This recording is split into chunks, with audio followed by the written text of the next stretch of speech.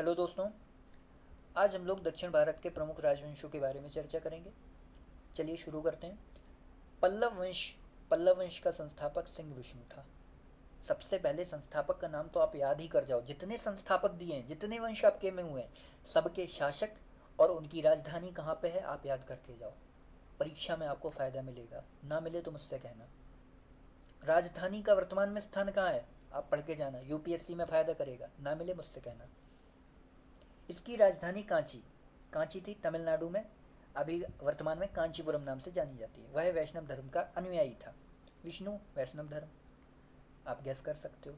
किरात अर्जुनियम के लेखक भारवी सिंह विष्णु के दरबार में रहते थे। तो ये आपके लिए बड़ा फैक्ट है, इंपॉर्टेंट फैक्ट है कि जो भारवी थे वो किसके दरबार में रहते थे, या किसके दरबारी कवि थे, या किसके दरबारी लेखक थे, सिंह विष्णु के, जो पल्लव वंश का संस्थापक था।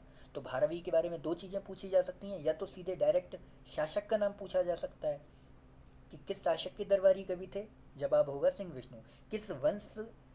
किस वंशीय शासक के दरबारी कवि थे, तब जवाब होगा पल्लव वंश।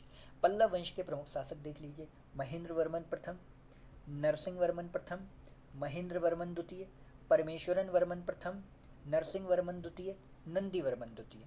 अब इसमें शुरुआत के चार शासक देखो आप, महेंद्र वर्मन, नरसिंह वर्मन, महेंद्र वर्मन द्वितीय।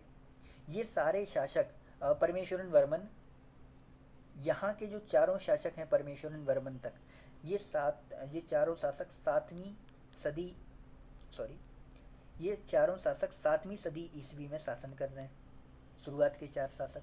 और उसके बाद नरसिंह वर्मन द्वितीय और नंदी वर्मन द्वितीय 8वीं सदी ईस्वी में शासन कर रहे हैं। और पल्लव वंश का अंतिम शासक अपराजित 9वीं सदी ईस्वी में आपको मिल रहा है।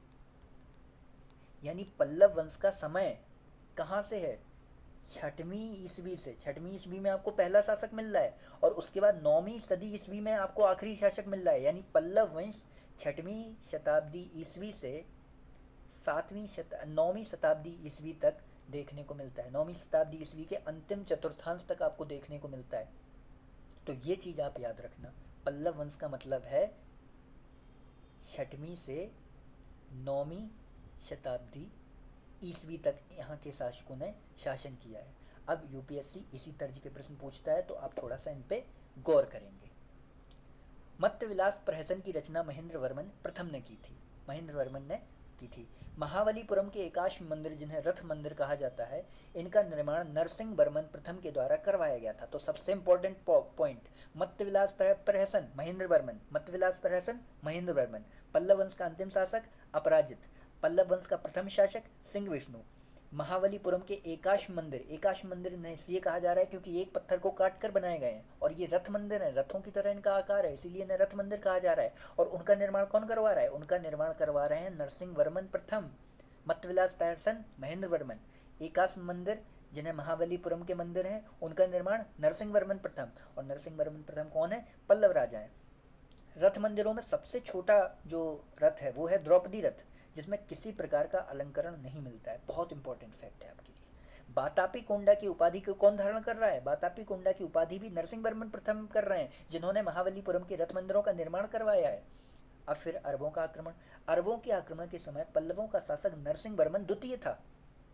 प्रथम का काम हो गया, अब द्वितीय आ गए, नरसिंह वर्मन द्वितीय।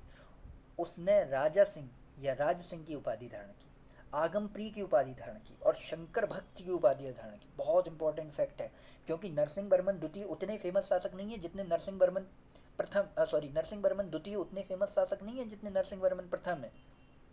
इसीलिए जब भी ऐसे प्रश्न आएंगे, आगम प्रिय, शंकर भक्त, राज सिंह की उपाधि किसने धारण की थी, आपका पहला दिमाग नरसिंह वर्मन प्रथम की तरफ जाएगा। लेकिन आपको नरसिंह वर्मन प्रथम नहीं, नरसिंह वर्मन द्वितीय चूज करना है, क्योंकि नरसिंह वर्मन द्वितीय बातापी कोंडा की उपाधि धारण की है, महाबलीपुरम के रथ मंदिरों से जुड़े हुए। लेकिन आगम प्रिय या शास्त्रों का प्रेमी नरसिंह वर्मन द्वितीय है। उसने कांची के कैलाशनाथ मंदिर का निर्माण करवाया। देखो आ गया, कैलाशनाथ मंदिर का निर्माण करवाया।